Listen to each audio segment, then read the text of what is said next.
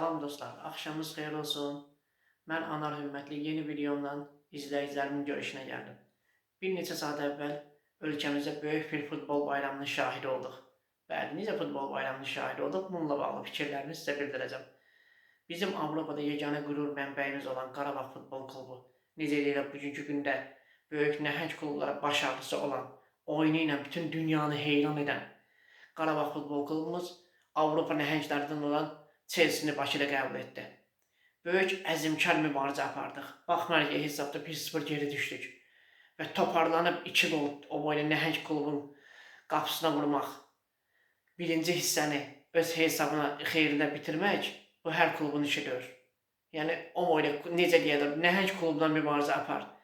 Və elə epizodlar oldu ki, onlardan üstün olduq. Düzdür, qələbə qazana bilərdik. Qismətimiz olmadı. Yəni şanslarımız çox oldu, nəysə qismət olmadı. Elə Chelsea-dən bir xal almaq böyük qələbəyə bərabər bir nəticədir. Mən deyərdim bugünkü gündə nəhəng klublarla oynamaq hər klubun hünəri deyil.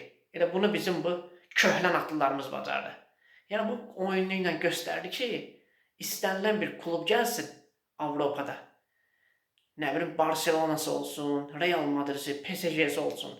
Yəni hegemon klublar olsun. Qarabağ onlarla möcüzəli oyunlar göstərmək gücünə malikdir.